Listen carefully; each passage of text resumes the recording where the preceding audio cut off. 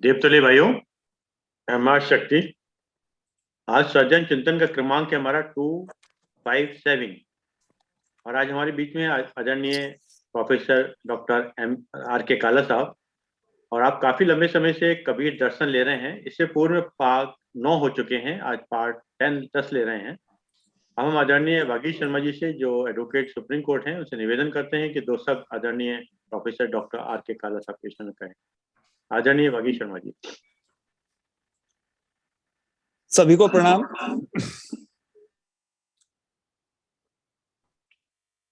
कबीर महान मानवतावादी विचारधारा के संत थे, ये हम सब लोग जानते हैं, और जिनका प्रत्येक शब्द, चाहे वो छोटा हो बड़ा हो, कथनी करनी सब समान थी और सार में थी।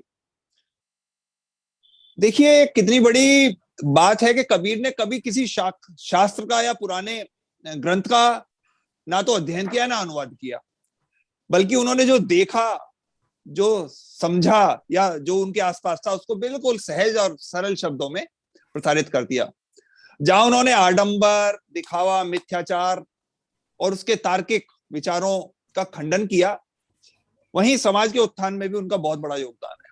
बोलो नहीं। कबीर की बातें हम लोगों को बिल्कुल ऐसी लगती थी जैसे हमारे आसपास का ही माहौल हो, क्योंकि उनकी वाणी में कहीं पर भी कोई पांडित्य का प्रदर्शन नहीं किया उन्होंने, ना उन्होंने कभी कोई दिखावा किया। ऐसे ही हमारे गुरुदेव डॉक्टर R.K. कालरा साहब बहुत सरल भाषा में हमें कबीर के संदेश बता रहे हैं, और हम सब बहुत बहुत आभारी हैं कि जिस सरल सुगम्य भाषा में और जिस अपने ही स्टाइल में कालरा साहब हमें कबीर का दर्शन समझा रहे हैं, उसके लिए हम बहुत बहुत आभारी हैं। अब मैं अनुरोध करूंगा प्रोफेसर डॉक्टर R.K. कालरा साहब से कि वो आज का उद्बोधन का आरंभ करें। श्री कालरा साहब, धन्यवाद। धन्यवाद वागीश जी, कोऑर्डिनेटर अरविंद शर्मा जी और समस्त सम्मानित सदस्यों को मेरी ओर से प्रणाम स्वीकार हो। संत कबीर, जिनको असीम श्रद्धा से लोग पूर्ण सतगुरु, पूर्ण ब्रह्म, कई नामों से, जगत गुरु इत्यादि नामों से पुकारते हैं, उन्होंने समाज सुधारक के रूप में भी काम किया और निर्गुण राम की उपासना की। पिछले 9 एपिसोड्स में हम लोगों ने बहुत कुछ उनके बारे में जाना, समझा, और आज उनका एक नया अंदाज जो है, उलटवासियां। उलटवासियां जो हैं, उस वक्त की शायद रिक्वायरमेंट ये थी कि जो ब्राह्मण और कर्मकांडी उनके सामने आके सवाल खड़े कर देते थे, उनका जवाब देने के लिए एक तरीका खोजा कि वो ऐसा कठिन उलटवासी अपने शब्दों में, क्योंकि फक्कड़ थे, अक्खर थे, फक्कड़ थे, और जो कुछ कहते थे अपने आप में वो भाषा बन जाती थी। उन्होंने उलटवासी ग्रुप में कई चीजें प्रस्तुत की, जिनको लेकर के विद्वान चले जाते थे, अच्छी अगली बार आएंगे आपसे फिर बहस करेंगे, पहले अर्थ समझ ले, तो लौटते ही नहीं थे। लौटते थे तो अपना अलग से वर्जन लेके लौटते थे। और देखते हैं संत कबीर ने जो उलटवासियां दी हैं, आज उनमें से कुछ का आनंद लेते हैं। चोरी गठरी में लागो चोर, बटोहिया क्या सोवे। चोरी गठरी में लागो लागे चोर, बटोहिया क्या सोवे। 5, 25, 3 है चोरवा, ये सब की ना शोर। गटेरी गठरी में लागा चोर, जाग सवेरा बाट अंधेरा, फिर नहीं लागे चोर। भवसागर एक नदी बहुत है, बिन उतरे जाबोर। तुरी गठरी में लागे चोर, बटोहिया क्या सोवे। भवसागर एक नदी बहुत है, बिन उतरे जाबो, कहो कबीर सुनो भाई साधो, जागत कीजे भो। संत कबीर कह रहे हैं, ऐ भोले मानव, ऐ मेरे मन, तेरी गठरी में, शरीर जो है इस गठरी कहा है क्योंकि भव सागर से पार करने के लिए शरीर एक नैया है। अगर शरीर अपने आप में ठीक है, स्वस्थ है, तो हम भव सागर में रहकर ईश्वर का चिंतन मनन कर सकते हैं, इसका अनुभव ले सकते हैं। उन्होंने कहा कि ऐ मानव, तेरी गठरी में, तेरे शरीर में कई तरह के चोर, चोर से मतलब ये है कि काम, क्रोध, लोभ, वो जो मनोवृत्तियां हैं। काले साहब निवेदन ये था, थोड़ी बैकग्राउंड में आवाज आ रही है हल्की हल्की ना आपकी बैकग्राउंड में वो आवाज आ रही है आवाज आ रही बेटे। जो मनोवृत्तियां हैं, विपरीत मनोवृत्तियां, जिन्होंने जीव को अंधेरे रास्ते पे डाल दिया है, अज्ञान में डाल दिया है। और भाव सागर का मतलब यही होता है कि विचारों का जब प्रवाह है, जो रागादि प्रवाह है विचारों का, वो भाव सागर है। क्योंकि जब बच्चा जन्म लेता है तो जन्म लेने के बाद ज्यों ज्यों बड़ा होता है, उसकी लुलुपता विषयों के प्रति, संसार के प्रति, मन का जो दृष्टिकोण विस्तृत होता चला जाता है। जितना विस्तृत मन है, जितना मन का विस्तार है, उतना ही संसार बड़ा है। तो भव सागर का मतलब है रागात्मक भावनाओं का विस्तार। तो ये संत कबीर कह रहे हैं, ऐ इंसान, ऐ बटोहिया, बटोहिया मतलब यात्री जो रास्ते में चला जा रहा है, उसकी गठरी में चोर लग गए। उनसे बचने का तरीका समझाते हैं। तेरी गठरी में लागा चोर, बटोहिया क्या सोए, तो सोया हुआ है, उठ जाग प्यारे। यानी महात्मा कहते हैं कि जाग, सोने का समय नहीं है, जागेगा तो कुछ पा जाएगा, नहीं तो खो जाएगा। 5, 25, 3 है चोरवा। 5 तत्व जो हैं, यानी गगन, वायु, अग्नि, जल, पृथ्वी, इन 5 तत्वों की 25 प्रकृतियां हैं। 25 जो प्रकृतियां हैं वो कौन कौन सी हैं, जो शरीर के अंदर शोर मचा रही हैं, लगातार शरीर को ग्रसित कर रही हैं। पृथ्वी जो तत्व है वो शरीर में हड्डी, मांस, त्वचा, नाखून, बाल, ये 5 जो कार्य हैं ये पृथ्वी के। यानी जो हड्डी है सख्त हिस्सा, जो मांस है, जो फ्लैश है मोटा, जो त्वचा है, ये रोएं, छींट वगैरह, नाखून और बाल, ये सब किसका हिस्सा है? धरती का है। जल नीचे शुरू किया है, धरती, जल, खून शरीर में है, लार है जिसकी मदद से शरीर में खाना पचता है, जाता है, डाइजेस्ट होता है, पसीना है जो रोयों से निकलता है, मूत्र है, और वीर्य, ये सारा काम किसका है? जितना रस है वो सारा जल के बस। जल है तो ये है, जल नहीं तो ये सब नहीं। अग्नि, भूख लगना, प्यास लगना, आलस्य आना, निद्रा आना, जम्हाई आना, ये सब काम किस वजह से है? अग्नि की वजह से। वायु, वायु जो है, बोलना, सुनना, आलस्य, निद्रा, जम्हाई, ये कुछ काम ऐसे जिसके जिम्मे वायु की वजह से हैं। गगन, काम, क्रोध, सूक्ष्म जो ये अवगुण हैं, काम, क्रोध, लोभ, मोह, भय, ये 5 जो हैं ये काम गगन। तो ये 5 × 5 25 जो प्रकृतियां हैं, 5 तत्व और 25 प्रकृतियां, 3 चोरवा। जो 3 चोर हैं वो 3 चोर है काम, क्रोध, लोभ। जिसमें गीता में श्री कृष्ण कहते हैं कि काम, जिस चीज का चिंतन किया जाता है उसके प्रति कामना पैदा होती है, और कामना पूर्ण हो जाए तो फिर लोभ आता है, और कामना अधूरी हो जाए तो फिर क्रोध आता है। तो तीनों जो हैं ये सख्त चोर हैं जो लगातार पीछे, यानी 3 तो इस तरह भी कहे जा सकते हैं, या सत्व, रज, तम, ये जो प्रकृति के 3 गुण हैं, जो 3 वृत्तियां हैं, इंसान को लगातार काम की ओर प्रेरणा देती हैं। रज काम करने के लिए प्रेरणा देता, आगे बढ़ने की प्रेरणा देता है, तम अंधेरे की ओर ले जाती हैं, और सत्य जो है ये उसे ईश्वर की ओर मोड़ती हैं, सत्य धर्म की ओर मोड़ती हैं। तो 5, 25, 3 है चोरवा, ये सब की नाश। इन्होंने शरीर में रह करके शोर मचा रखा हुआ है, और ऐसा शोर है जिसकी वजह से लगातार इंसान जो है वो परेशान और कंफ्यूज रहता है। जाग सवेरा बाट अंधेरा, इंसान जाग, जैसे अरविंद जी अभी कह रहे हैं, जैसे जागो तभी सूर्य है, जब जागो तभी सवेरा है, क्योंकि सोने में तो मन सो जाता है, और जब मन सो जाता है तो उसे कुछ चीज का पता नहीं होता कि मेरे आसपास कौन क्या कर रहा है, केवल सोया हुआ होता है सुषुप्ति में, यानी गाढ़ निद्रा में सो जाता है। और अगर गाढ़ निद्रा नहीं होती तो स्वप्न अवस्था में होता है। तो महात्मा कहते हैं कि जाग सवेरा, तू जाग, जब भी जागेगी तभी सवेरा होगा, या अब तू जाग सवेरा हो गया है, बाट अंधेरा। अय यात्री, जहां तुझको जाना है, ऐ बठोइया जहां तुझको पहुंचना है, वो रास्ता का देखा और नहीं, अज्ञान रास्ता है, उस ज्ञान रास्ते में तू जा रहा है, फिर नहीं लागे चोट। अगर तू जाग जाएगा, अपनी गश्ती की राखी कर लेगा, रखवाली कर लेगा, फिर ये चोर तेरा कुछ नहीं बिगाड़ पाएंगे। जाग सवेरा बाट अंधेरा, फिर नहीं लागे चोर।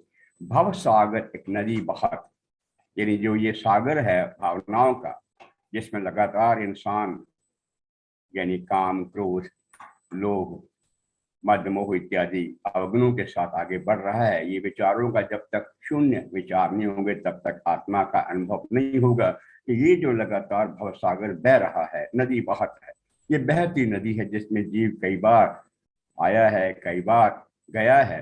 संत कबीर के बारे कहा जाता था कि संत गरीब दास कहते हैं कि कबीर दास जो थे वो इन चार दागों से परे थे। जो चार दाग हैं वो चार दाग संत कबीर के नहीं थे। उन्होंने कहा कि चार दाग से सतुर न्यारा अजर अमर शरीर। जो चार दाग हैं, गर्भाग्नि का दाग, जठराग्नि, उस कामाग्नि और चिताग्नि, ये जो चार दाग हैं हर इंसान के साथ होते हैं।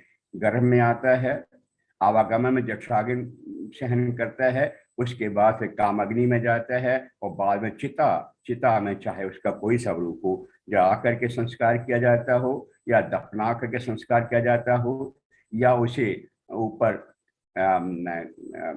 मचान पे छोड़ दिया जाता हो, तो वो उसको जो भी जिसका रीति है, इस तरह से ये जो दाग चिता का है वो चिता का दाग नहीं लगता। संत कबीर के बारे कहते हैं, चार दाग से सतगुरु न्यारा अजर अमर शरीर। क्योंकि जो संत कबीर का शरीर था, ना प्रकट हुए ना उनके शरीर का पता लगा, अजर अमर, शरीर भी अजर अमर उनका हो गया।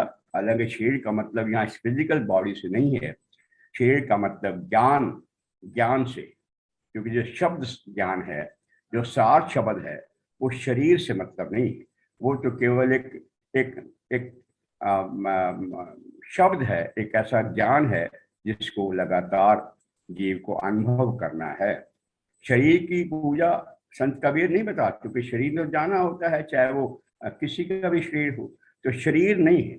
गुरु ज्ञान जो है वो शरीर का नाम नहीं है, वो केवल ब्रह्म ज्ञान के केवल ज्ञान का नाम है जिसका अनुभव करना है।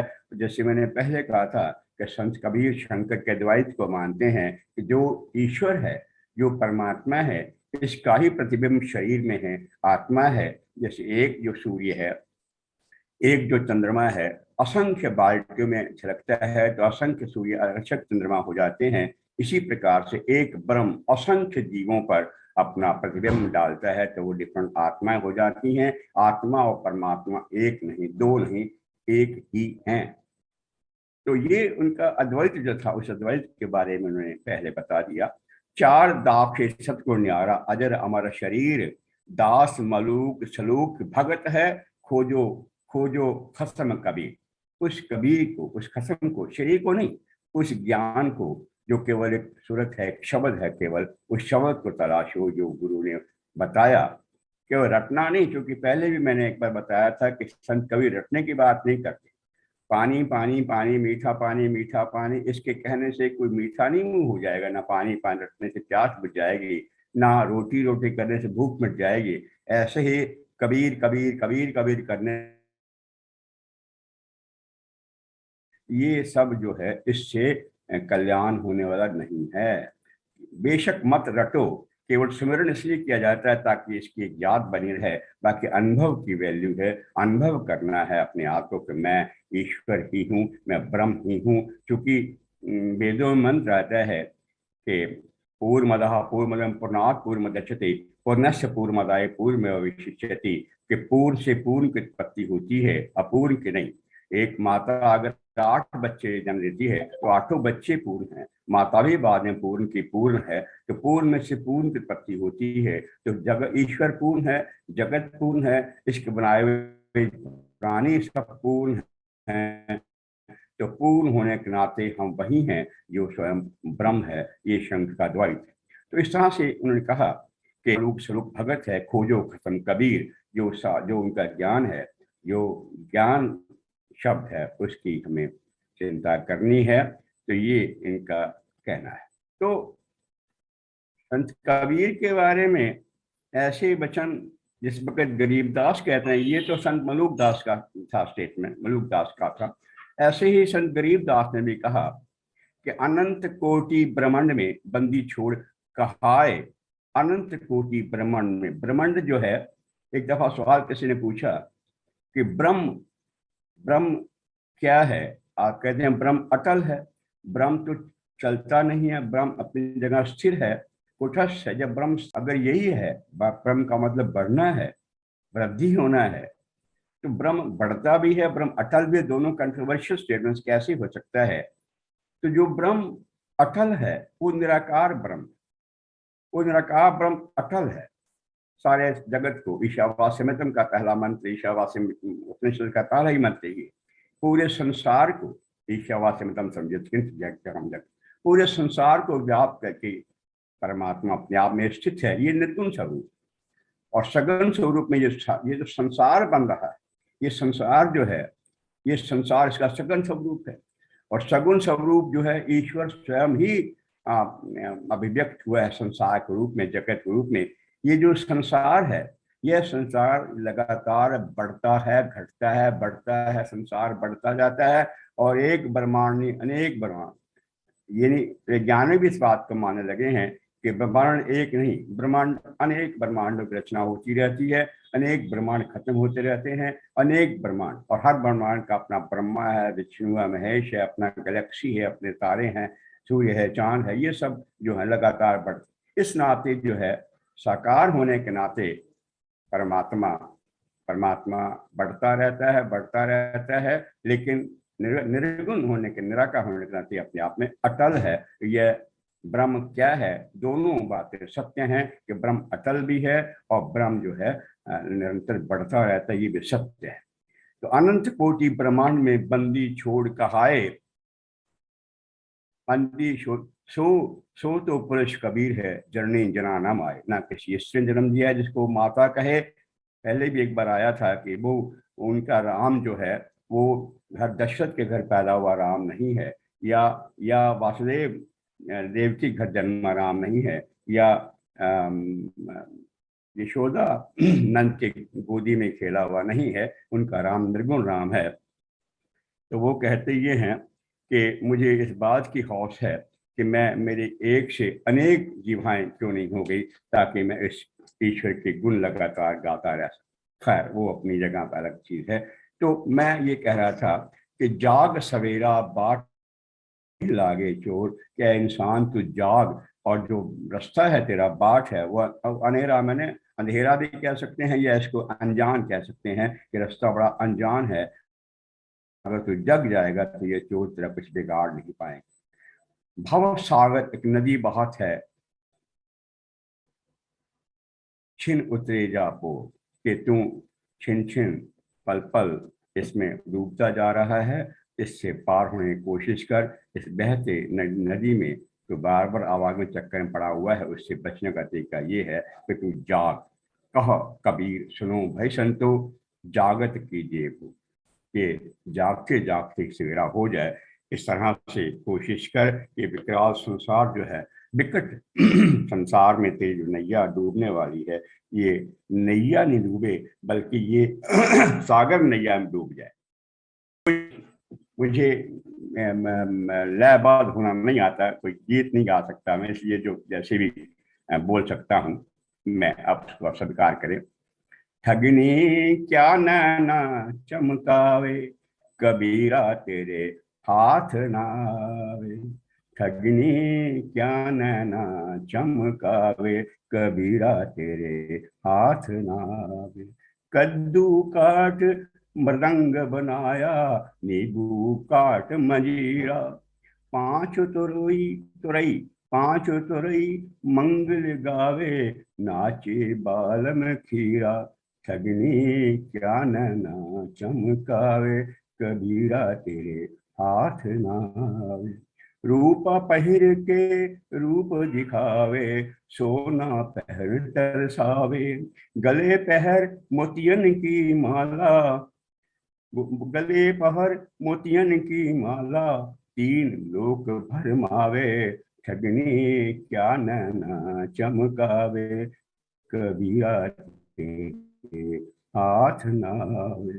भैंस पद्मिनी चूहा आशिक, मेंढक ताल लगावे। चोला पहर के गधा नाचे, ऊंट विष्णु पद गावे, कबीरा तेरे हाथ नावे। आम डार चढ़ कछुआ तोड़े, गिलहरी चुन चुन लावे। आम डार चढ़ कछुआ तोड़े, गिलहरी चुन चुन लावे। कहत कबीर सुनो भई साधो, बगुला भोग लगावे, कबीरा तेरे हाथ नावे। ठगनी क्या नैना चमकावे, कबीरा तेरे हाथ नावे।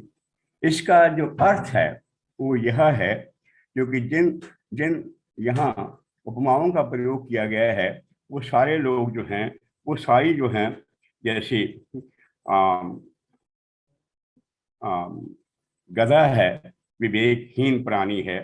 कछुआ है, तामसी वृत्ति का प्राणी है। गिलहरी कुतर्क बुद्धि वाली प्राणी है। ऐसे ही ऊंट अहंकारी वृत्ति का प्रतीक है, और बगुला जो है कपटी मनोवृत्ति का प्रतीक है। इन सब के प्रयोग से उसने कोशिश की समझाने की, संत कबीर ने, कि तू ठगनी, ठगनी का मतलब उन्होंने इस पूरे माया को, माया का मतलब जैसे पहले हम लोगों ने डिस्कस किया था कि जो माँ मैंने माँ, या मैंने यह है, माँ में नहीं जो नहीं है, या मैंने जो नहीं है। माँ माँ नहीं, या जो नहीं है, उसका नाम माया है। या दूसरे शब्दों में, जैसे मोक्ष का मतलब है मोह का क्षय हो जाना। जब मोह का क्षय हो जाता है तो मोक्ष होता है। तो जो मन से ना उतरे तो माया है, या मन का जो विस्तार है उसका नाम माया है। तो संत कबीर ने जो कहा ये, कि इससे सारा जगत किससे घिरा हुआ है? माया से। माया में दो उन्होंने खास के प्रतीक लिए हैं। एक कामिनी, एक कनक। कनक कामिनी। कनक का मतलब है धन संपत्ति, ऐश्वर्य, मान प्रतिष्ठा, ऐश्वर्य, ये सब जो है, ये धन संपत्ति इत्यादि, ये जो है ये कनक है, सोना। कामिनी स्त्री। तो उन्होंने कहा कि पूरा जो जगत है इन दो में भरमाया हुआ है। तो उन्होंने एक स्त्री रूप में माया को रखते हुए कहा, ठगनी क्या नैना चमका। ए ठगनी, कुछ लोगों ने इसका भगनी भी यूज किया। भगनी का मतलब भी होता है स्त्री या शरीर की अर्धांगिनी। तो ए ठगनी क्या नैना, स्त्री तू क्या कोशिश कर रही नैना चमकाने की, इसमें लगातार कज्जल लगा करके उसको सुहावना बना करके आने की कोशिश कर रही है। कबीरा तेरे हाथ में। कबीर तो इससे बहुत आगे निकल गया है, इन चक्रों में कबीर नहीं पड़ने वाला है। कद्दू काट मृदंग बनाए, यानी बुद्धि को कुबुद्धि कर लिया तो इसका मृदंग बना लिया।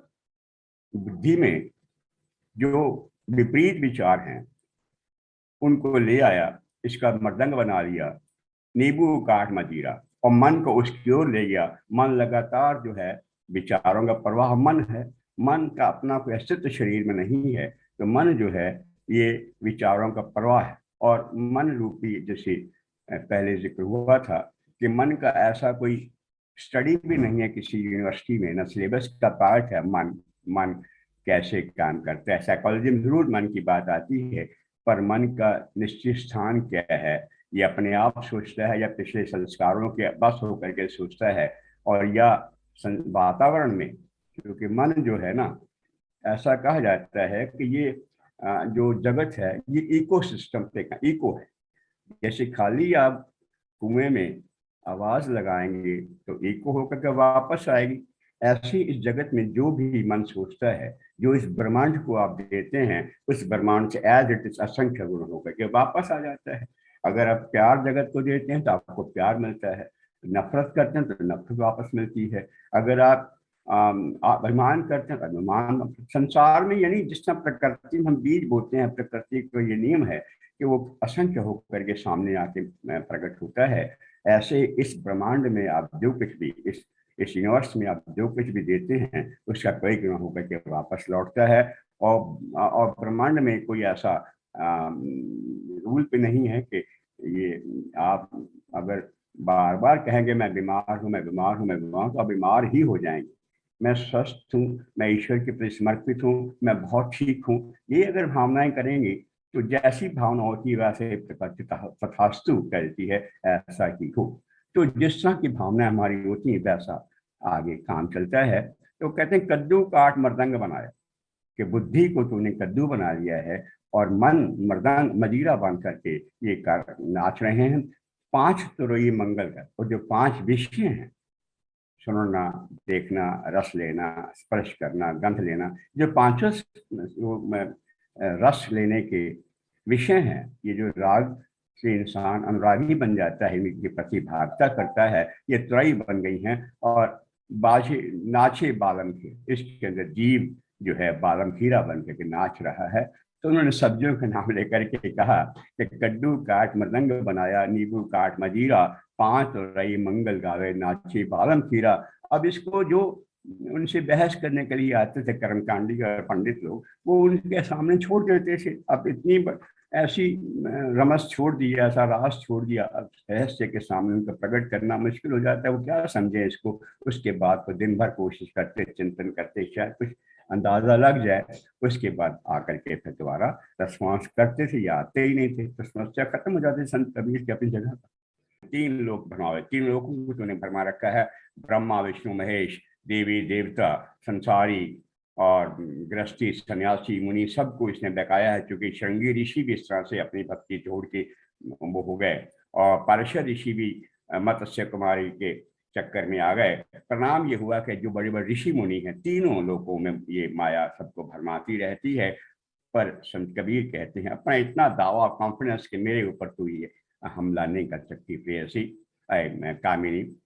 गले पहन मोतिन की माला, 3 लोग भरमावे, भैंस पदमी चूहा आशिक, के ये अविद्या ने अपना रूप बना करके एक पद्मनी भैंस को पद्मनी बना दिया है, यानी उसको भी लगातार आकर्षक बना दिया है, और जिसके ऊपर ये मन रूपी चूहा आशिक हो गया है। मेढक ताल लगावे, और उसके ऊपर जो मेढक है ये अपनी ताल बजाते घूमते रहते हैं। कुबुद्धि लोग इसके चारों तरफ घूमते रहते हैं।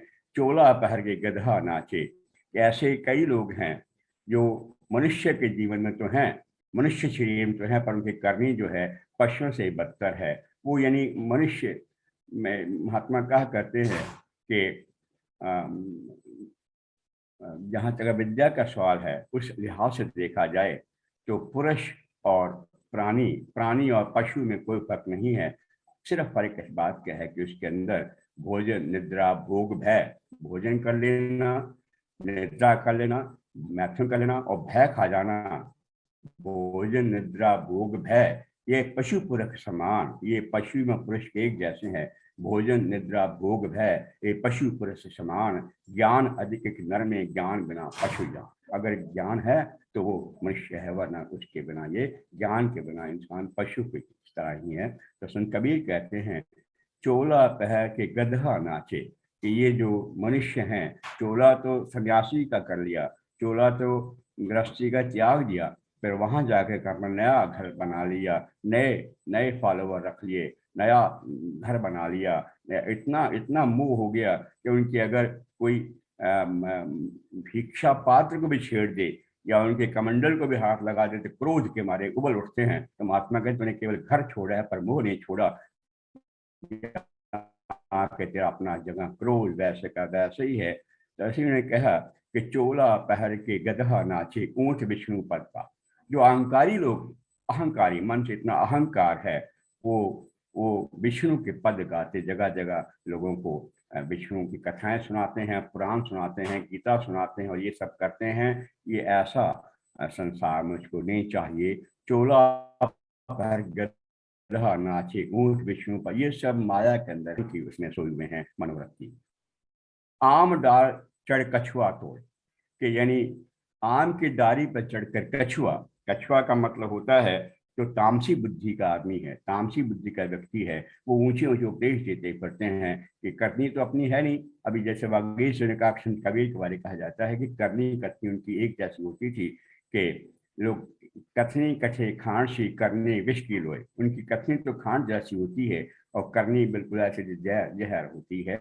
वो लोगों को लगातार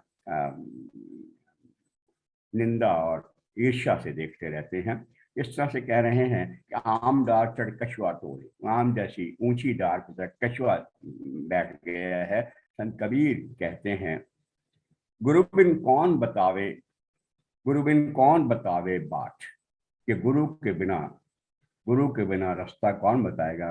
गुरु बिन कौन बतावे बाट, भ्रांति पहाड़ी नदिया बीच में अहंकार की लाट, भ्रांति पहाड़ी नदिया बीच में अहंकार की लाट, काम क्रोध दो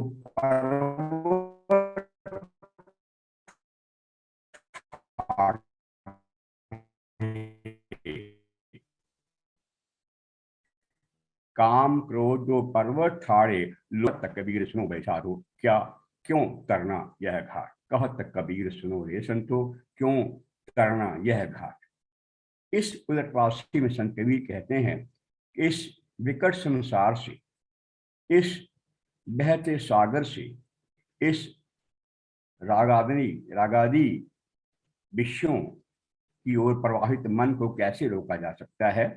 गुरु बिन कौन बताए बाट, कि गुरु के बिना ये रास्ता कौन बताएगा कि तू अपने को अनुभव कर, तू स्वयं चेतना है, तू स्वयं आत्मा है, तू स्वयं ब्रह्म का अंश, ब्रह्म ही है, जिसकी वजह से सारे शरीर के यंत्र काम कर रहे हैं। ये मन काम कर रहा है, ये बुद्धि काम कर रही है, इंद्रियां काम कर रही हैं, लगातार प्राण आ जा रहे हैं।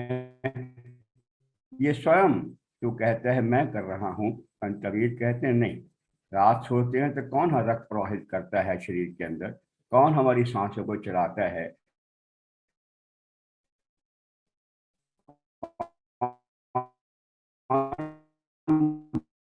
भोजन को पचाता है, कौन लगातार सब काम जो है ईश्वर कर रहा है। ऐसा संसार के सारे काम स्वयं ईश्वर की मर्जी से ईश्वर कर रही है। प्रकृति के तीनों गुण कर रहे हैं, गुण गुणेशु गुणा गुणेशु वर्तन्ते, गुण ही गुणों बढ़ रहे हैं। तेरा इसमें कोई रोल नहीं, चुप करके दृष्टा बन के देखता चला जा। तो उन्होंने कहा कि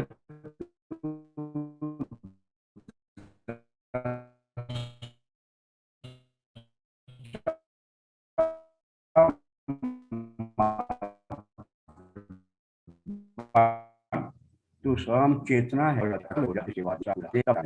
तो विकट संसार से बचने का कल्याणार्थी को तरीका कोई बता सकता है तो सदगुरु बता सकता है, और कोई नहीं बता सकता, कपटी गुरु नहीं बता सकता। जो मंत्र दे करके लगातार बहकाते करते हैं कि मंत्र रटते रहो तुम्हारा कल्याण, जब नहीं रटने से काम होने वाला है। तो वही हो गया कि पानी पाने कहने से प्यास नहीं बुझती।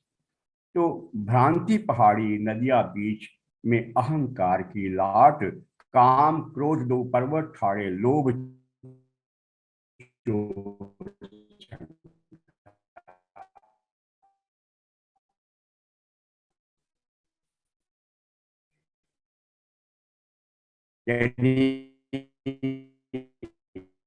इस नदिया में, इस प्रवाह में काम क्रोध अहंकार की लाट, अहंकार का दृढ़ बांध बना हुआ है। तो जहां जहां इस पहाड़ी नदी में जल जो है भ्रांतियों का है और अहंकार का पुल बना हुआ है, और उसके साथ लोभ चोर संघात, लोभ ने और आकर के, यानी संत कबीर ने बेशक किताब नहीं पढ़ी थी, उन्होंने खुद एडमिट किया कि मैंने कुछ नहीं छुआ, लेकिन जो भी बातें शास्त्रों में आई हैं, जो गीता में या वेदों में या ब्रह्मसूत्र में जहां जहां भी जो कुछ आया है, उन सब को उन्होंने अपने विषयों में लिया है। क्योंकि जैसे श्री कृष्ण गीता में कहते हैं, भक्त को मैं ज्ञान भी दे देता हूँ, उनको भी अपना सारा ज्ञान इस तरह से उजागर हुआ। काम क्रोध दो पर्वत ठाड़े, लोभ चोर संघात, और भ्रांति की नदियां बह रही है, पहाड़ी नदियां बह रही है, उसके अंदर अहंकार रूपी पुल है, और उसके साथ जो है लोभ भी आकर के जुड़ गया है। मद मत्सर का मेधा बरसत, जो अहंकार है, अभिमान है और ईर्ष्या, यानी इनके मेघा बरस रहे हैं, बादल बरस रहे हैं, माया पवन बट, और माया की लगातार तेज हवा चल रही है, पवन बह रहा है, इन सब के बीच में कल्याण हो सकता है। तो कैसे कहत कबीर सुनो भाई साधु, क्यों क्यों तरना यह घाट, इस घाट को कैसे तर सकते हैं, इस किनारे पर कैसे पहुंचा जा सकता है जब तक गुरु हमारी मदद ना। तो गुरु जो है वो मदद करता है, तब जाकर के मनुष्य इस तरफ बढ़ता है। और देख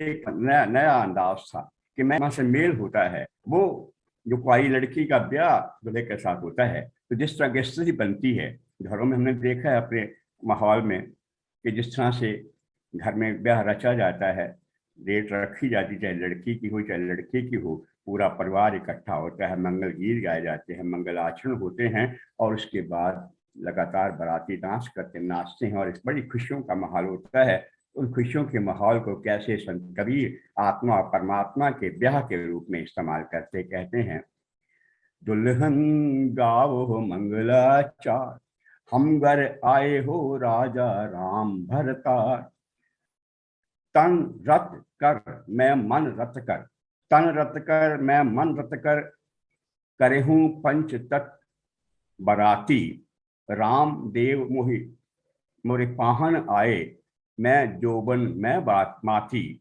शरीर सरोवर वेदी कर हूं, ब्रह्मा वेद उचार, राम देव संग भंवरी लहूं, धन धन भाग हमार, सुर 33 कौतिक आए, मुनिवर सहज 88, कह कबीर हम ब्याहे चले हैं पुरुष एक अविनाश, कहो कबीर हम ब्याहे चले हैं पुरुष एक अविनाश।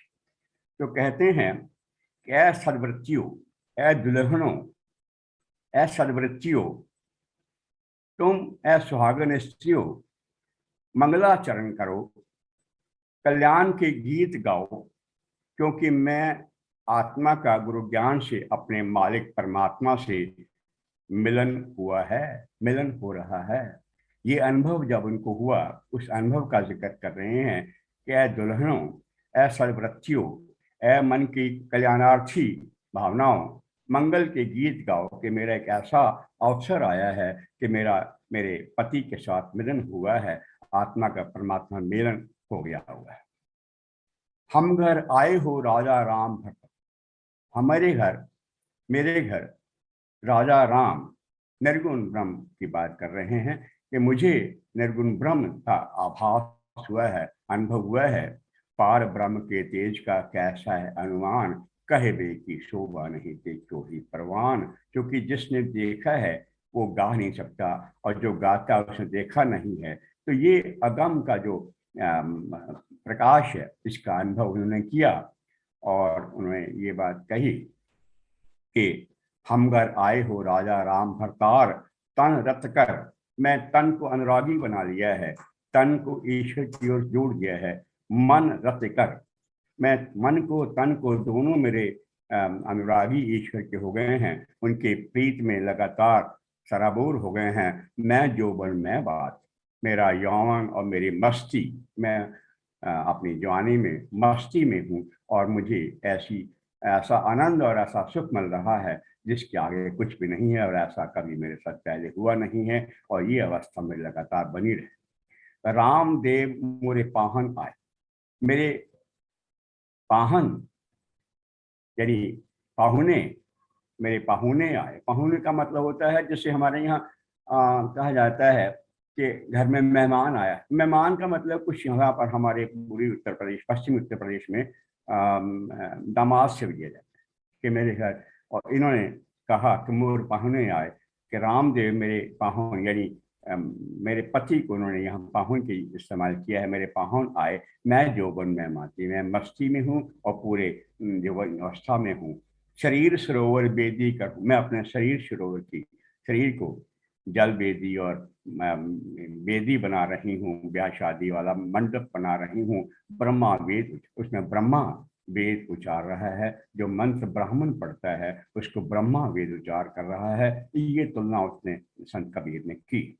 सूरत 33 कौतिक आए, और इसके जो गवाह बनने के लिए, साक्षी बनने के लिए आए हैं, वो 33 कौतिक, 33 करोड़ देवताएं हैं, या 33 कोटि के विभिन्न प्रकार के जो देवता हैं, 33 कोटि के देवता आए हैं। मुनिवर सहजट और कई संत मुनि सन्यासी दरवेश इत्यादि आए हैं और लगातार इसके विटनेस बन रहे हैं। तो गुरु 33 सुर 33 कौतिक आए, मुनिवर सहज 88 कहत कल, सहस्त्र 88 सहस्त्र, यानी एक अनगणित संख्या के लोग आए हैं इसको देखने के लिए। कहा कबीर हम ब्याहे चले हैं, पुरुष एक अविनाश।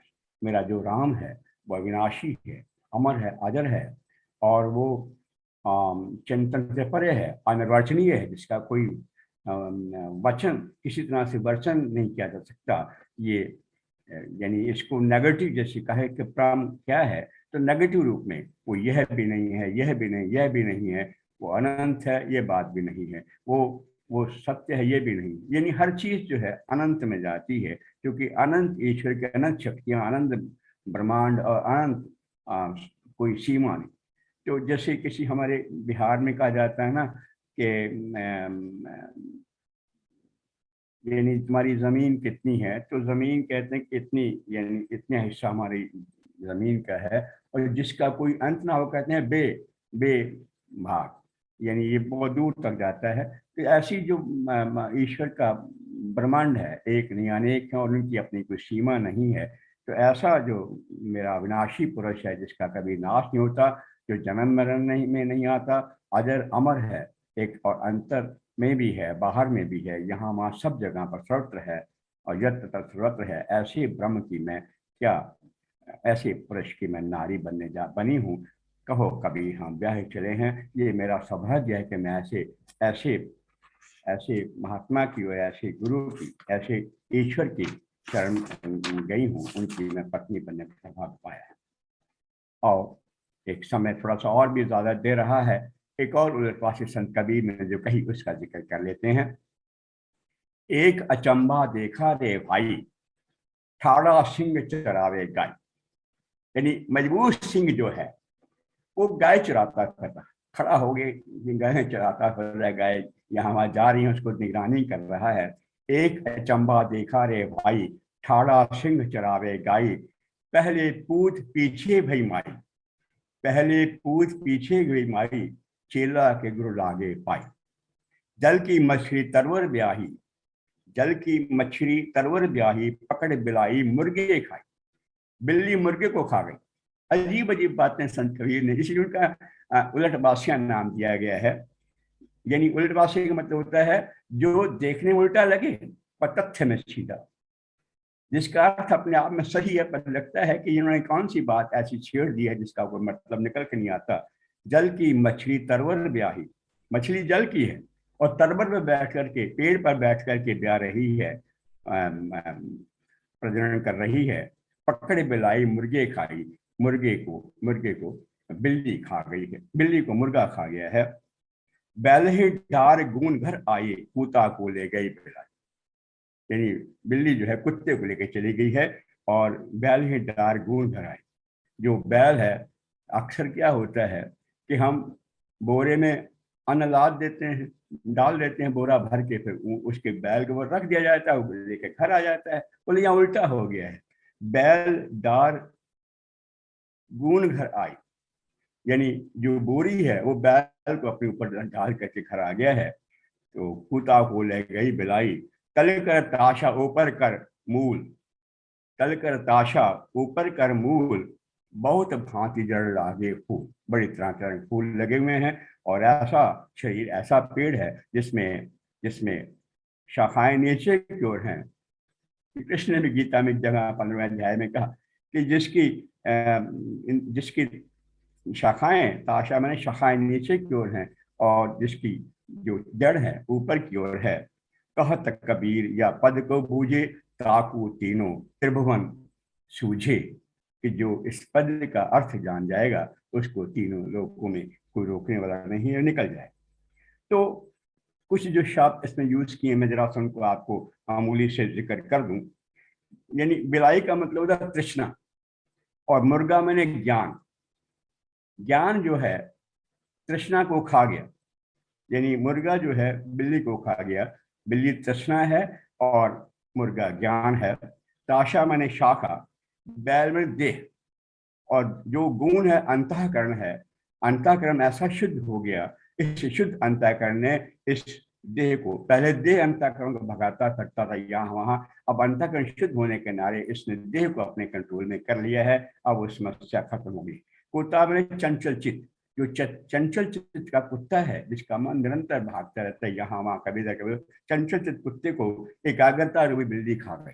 बिलाई यहाँ एकाग्रता का सूचक है। एकाग्रता ने, मन की एकाग्रता ने, जब एक ध्यान होता है तो मन की एकाग्रता से होता है, और ध्यान से समाधि जुड़ती है, और वो जो सविकल्प समाधि होती है उसके बाद फिर आगे कई कई तरह के, जैसे निद्रा है, लय है, कषाय है, यानी इस तरह के रसास्वादक हैं, ये सब कषाय हैं जो लगातार निर्विकल्प समाधि में जाकर रूढ़ा बनते हैं अनुभव से पहले। तो वो कहते हैं बिलाई तो तृष्णा है, मुर्गा ज्ञान है, और ताशा शाखा है, बैल देह है, और गुण अंतःकरण है, कुत्ता चंचल चित्त है, बिलाई एकाग्रता है। और ये इस तरह से जो शरीर की रचना है ऐसी ईश्वर ने की है। इसके ऊपर उन्होंने सवाल किया। कहते हैं एक अचंबा देखा रे, मैंने एक अचंबा देखा, एक आश्चर्य देखा। क्या आश्चर्य देखा? कि ठाड़ा सिंह चरावेगा।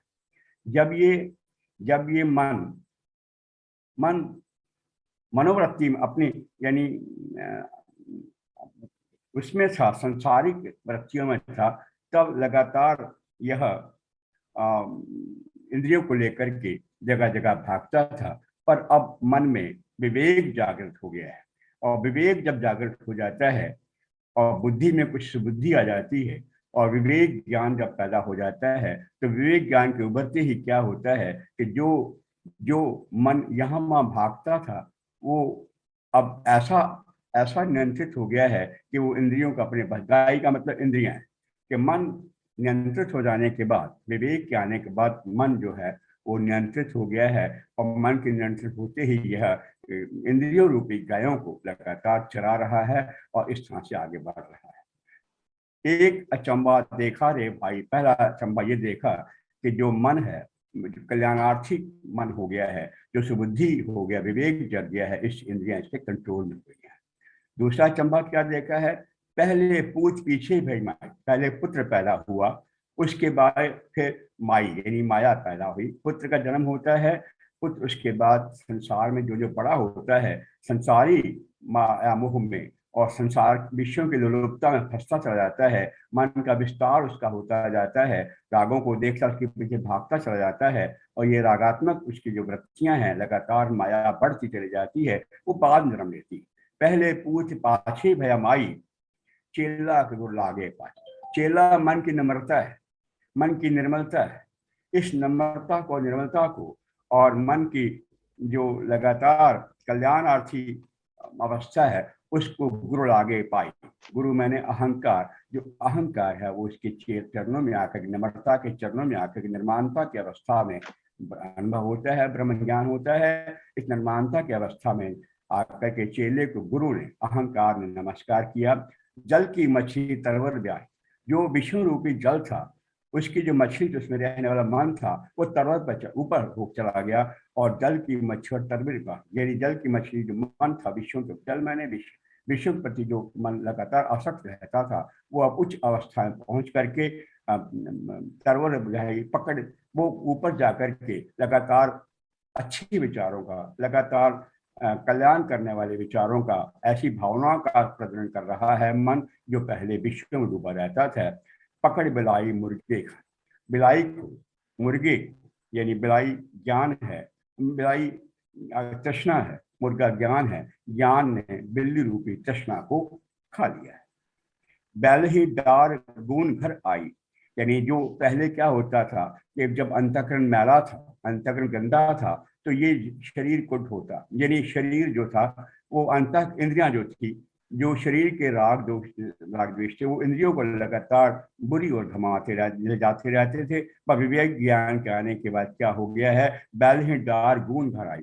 अब जो है अंतःकरण यानी जो गुण है, पहले बैल पर बोरा लादा जाता था, अब बोरा बैल को लाद के घर ले आया है। अर्थात अंतर्गत शुद्ध होने के बाद शरीर रूपी बैल को, देह रूपी बैल को ऊपर लाद के घर लेके क्या आ गया है, कूता को ले गई बुलाई। कूता में चंचल जो है उस चंचल एकाग्रता ने आकर के समाप्त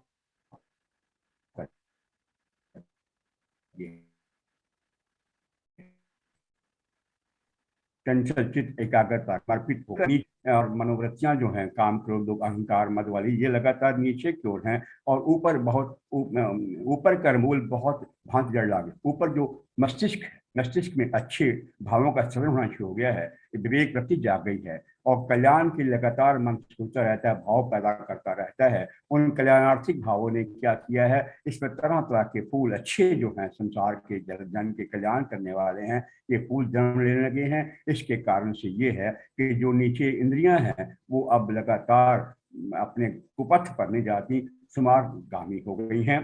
कहा कबीर या पद को बूझो, जो इस पद का अर्थ जान लेता है, तीनों डाकू तीनों त्रिभुवन साजे, उसको तीनों लोकों में विद्या हासिल हो जाती है, उसको रोकता कोई नहीं है। नैया में सागर डूबा जाए, इस फिर नैया शुरू पे नैया में सागर डूब जाता है, भाव सागर खत्म हो जाता है, उसके बाद जो आवागमन है वो जीव का खत्म। जो यही जीवन का मकसद है कि हमें पूर्ण शांति, अत्यांतिक शांति यानी आनंद मिले, घूमा जो हमें प्राप्त हो और इस तरह से जो कल्याण का जीवन का मकसद है पूर्ण हो जाता है। तीनों लोकों में फिर रोकने वाला नहीं है। आवागमन जो जठराग्नि है, जन्मवार बार जन्मना मरना, ये जठराग्नि खत्म हो जाती है, ना फिर गर्भाग्नि होती है, ना जठराग्नि होती है, न कामग्नि होती है, चिताग्नि, चारों दागों से बंदा न्यारा हो जाता है। तो ये सब संत कबीर ने इस वाले पासी में व्यक्त किया। अच्छी ना लगने का तो कोई विचार ही नहीं सर। आपका इतना गुण रहस्य और जितना सरल भाषा में हमको बता रहे हैं, ये तो हम सब लोग का सौभाग्य है कि आप हमको अपना समय दे रहे हैं। आइए, मैंने अनम्यूट किया हुआ है, किसी का कोई जिज्ञासा हो तो पूछ सकते हैं। प्रणाम गुरुजी। आज तो आपका बिल्कुल अलग रूप था, नहीं? आज तो गुरुजी आपका अलग ही, आज का उद्बोधन बिल्कुल पिछले 9 उद्बोधनों से बिल्कुल अलग था। अच्छा। क्योंकि नहीं वैसे तो आप देखिए सर, आपका कहना था, लेकिन कबीर के हृदय में दीनहीन या दलित लोगों के लिए विशेष स्थान था। जनमानस के लोग थे वो, और वो चाहते थे कि सबको सम्मान और सबको अधिकार मिलते रहे। और ईश्वर के संबंध में भी कबीर की स्पष्ट मान्यता थी कि पूजा और आराधना आत्मिक हो या मन से होनी चाहिए, उसमें कोई दिखावा नहीं होना चाहिए। साथ साथ आज के जो विशेष उद्बोधन में आपका ये लगा ना, लोकोक्ति और मुहावरों का जो उस समय के प्रचलित थे, जनमानस में थे, उनका बहुत अच्छा प्रयोग किया गया और दिखावे और आडंबर को बिल्कुल आउटराइट उन्होंने रिजेक्ट किया। कुरीतियों पर या जो आडंबरों पर जो परंपरा, उस समय की जो गलत परंपराएं हैं उनके ऊपर जहां कबीर ने सरल भाषा में समझाया, वहां जनजीवन के जो बिल्कुल सामान्य बातें हैं या उन जो उदाहरण है उनके माध्यम से ही लोगों को समझाया कि जिससे कि वो इजीली ग्राह्य हो सके। यदि हम शास्त्रीय भाषा में कहें तो कबीर ने बिल्कुल आम बोलचाल की भाषा का उपयोग किया, जो कि बिल्कुल आराम से सबको कन्वे हो सकती थी। आज मेरे का पहली बार आज 2-3 चीजें आपके उद्बोधन में रही कि एक तो आपने थोड़ा बहुत उसको लय में प्रस्तुतिकरण था। दूसरी बात जो इंपॉर्टेंट थी वो ये थी कि आज आपको अपनी ही बातों को समझाना पड़ा, क्योंकि वो हमें तो वो पुराने दिन याद आ गए ना सर, 80 वाले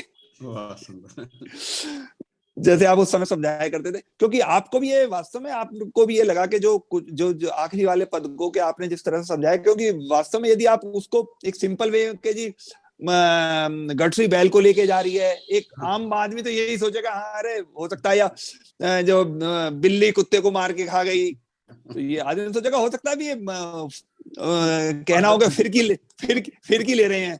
लेकिन उसके पीछे जो वास्तविक मंशा रही वो आपने जिस तरह से उसको प्रस्तुत किया, वास्तव में आपका जो उद्बोधन बहुत प्रणम्य है सर। हम बहुत बहुत बहुत आनंदित और आपसे अनुग्रहित हैं कि आप जो हैं इस तरह से हमारा अब भी हमें अपडेट कर रहे हैं। आपका जो ज्ञान का वो हमें अभी तक मिल रहा है, आपकी पेट्रोनेज हमें मिल रही है। बहुत बहुत बहुत बहुत धन्यवाद। और आप भी आगे भी आपका ऐसे ही हमें मिलता रहेगा, हम आपको से यही आशा करते हैं। प्रणाम। नमस्कार। धन्यवाद आदरणीय प्रोफेसर डॉक्टर आर के काला साहब, धन्यवाद आदरणीय वर्गीश शर्मा जी। और जैसा कि आज के मैं एक विचार के साथ और 3 बार ओम के साथ हम अपना करते हैं, फल और फूल पेड़ पर पत्तों से कम होते हैं, फल और फूल पेड़ पर पत्तों से कम होते हैं, परंतु फिर भी वो पेड़ उन्हीं के नाम से जाने जाते हैं। फल और फूल पेड़ पर पत्तों से कम होते हैं, परंतु फिर भी वो पेड़ उन्हीं के नाम से जाना जाता है। इसी तरह हमारे पास अच्छी बातें कितनी भी क्यों ना हो, इसी तरह हमारे पास अच्छी बातें कितनी भी क्यों ना हो, पर पहचान तो सिर्फ अच्छे कर्मों से ही होती है, पर पहचान तो सिर्फ अच्छे कर्मों से ही होती है। आइए 3 बार उच्चारण करते हैं, सब लोग अनम्यूट कर लीजिएगा।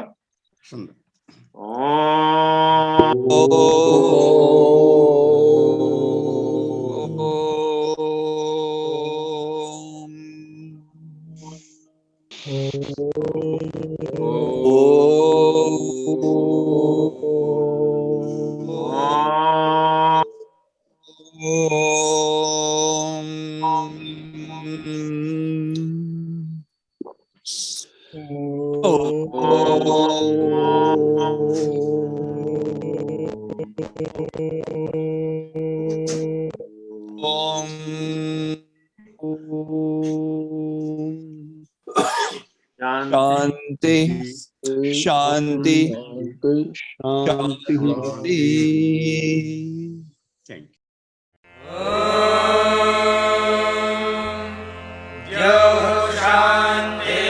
शांतिरंतरिक्षं शांतिः पृथिवी शांतिरापः शांतिरोषधयः